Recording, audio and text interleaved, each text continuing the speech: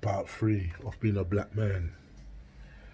You know, and all the parts, if you watch part one and you've watched part two, then I love you. You know? Can you understand me?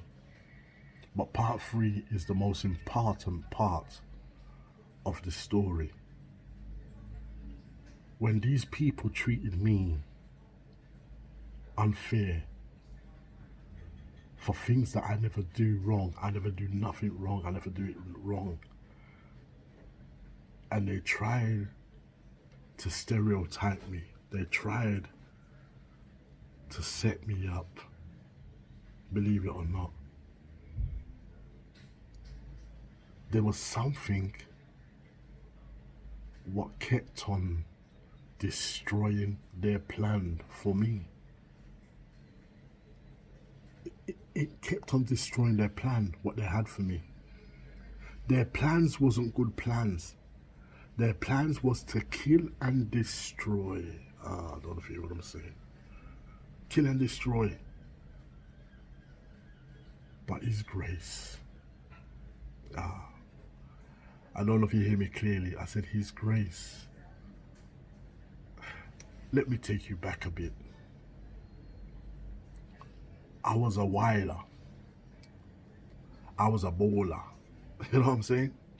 Going to the parties, drinking, you know, doing things what teenagers do.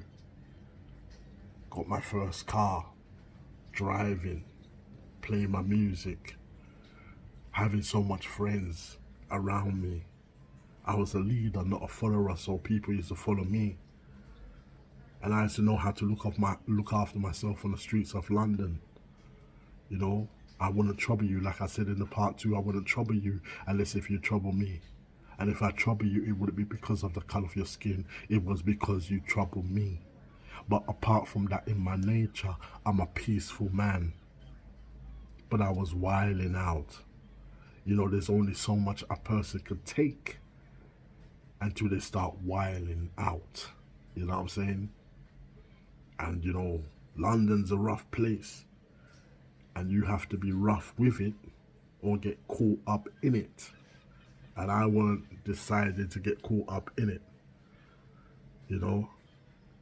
But one day, cut a long story short, for a good 5 years, 10 years, I was just doing my thing, you know, doing my thing, meeting different girls and going different parties and busting champagnes and driving nice cars and, you know, all of that.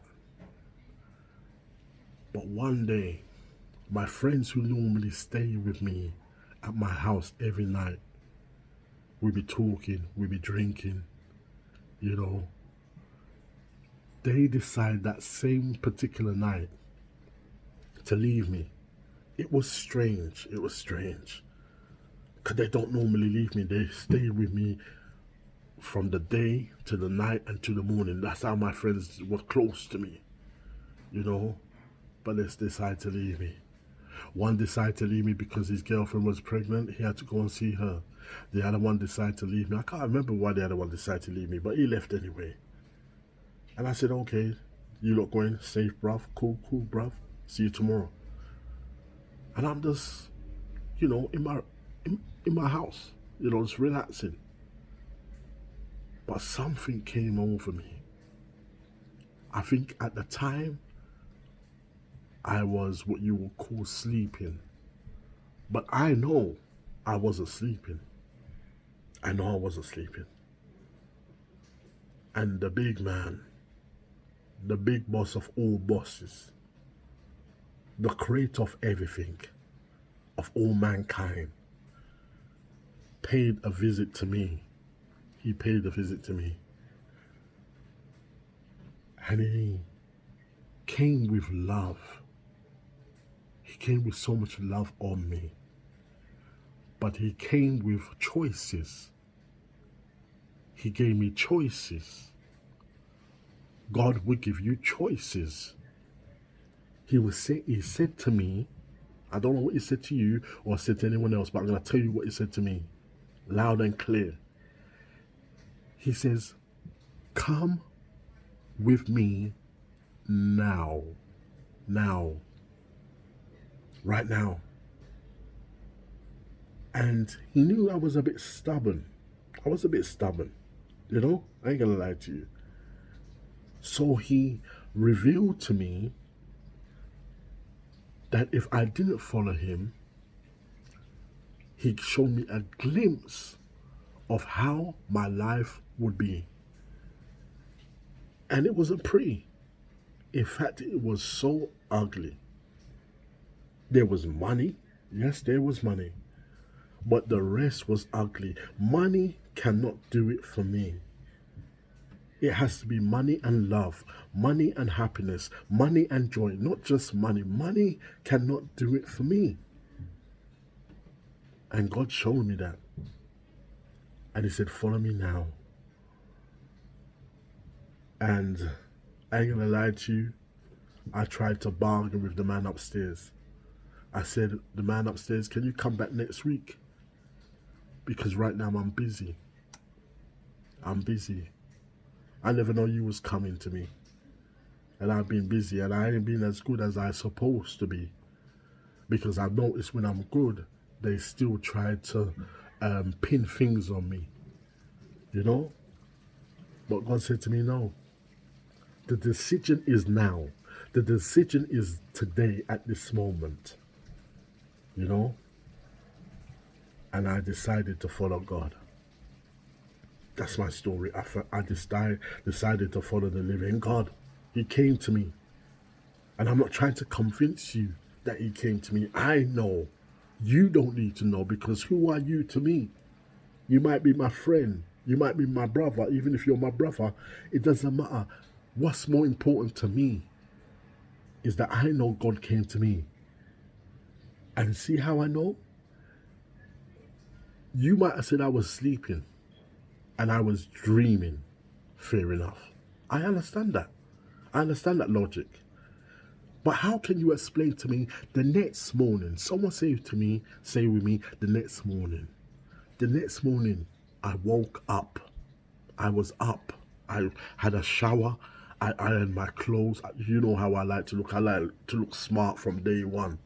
You know what I'm saying? From the age of 14 years old, I always looked smart. It was me, my family, and the Mackenzie's family. Mackenzie's family were actors. They had big money.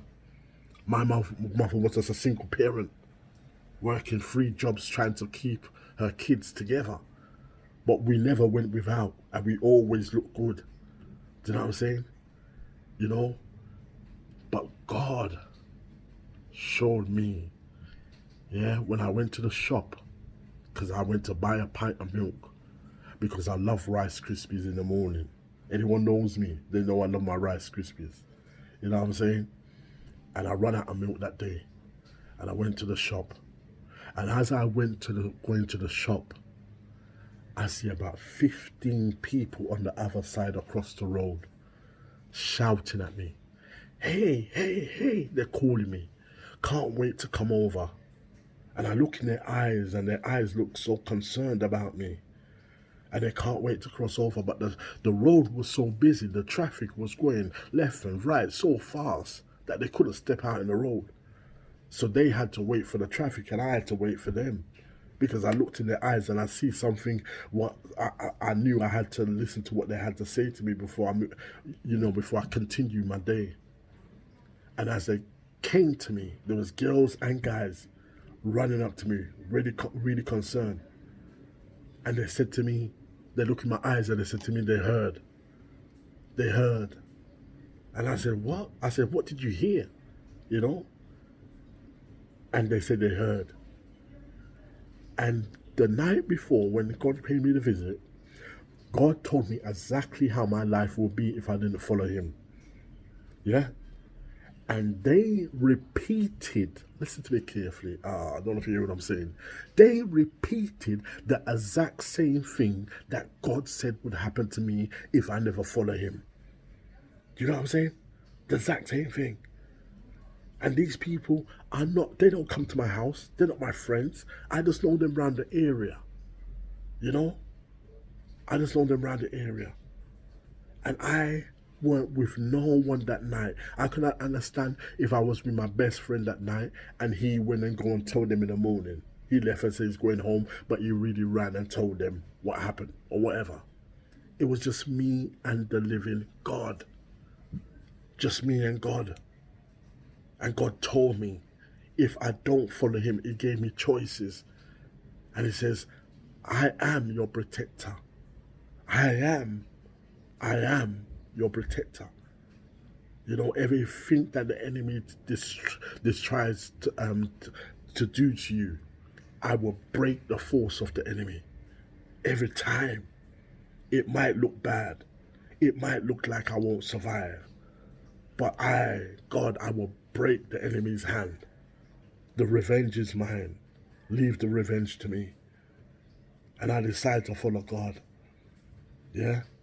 And these people who I don't know, they came and told me the exact same thing that God told me the night before. It was only me and God in the room. You don't understand. There was no one else. My flat was a small flat. There's no one hiding under the carpet or hiding underneath the bed. Just me and God. And God told me a vision. And he told me, gave me instructions. And he told me what would happen if I don't follow him now. And I said, God, I'm going to follow you. After all the trying to bargain with God. You can't bargain with God. Don't try. I tried it, my friend. But don't you try it. Because I'm a living witness, you can't bargain with God. When God says now, it's now. When God says the world stop, no matter how much businesses you have, no matter how much money you have in the bank, no matter how much cars you have, buses, whatever you have, limousines, whatever you have, palaces. When God says stop, all things stop. You know what I'm saying? When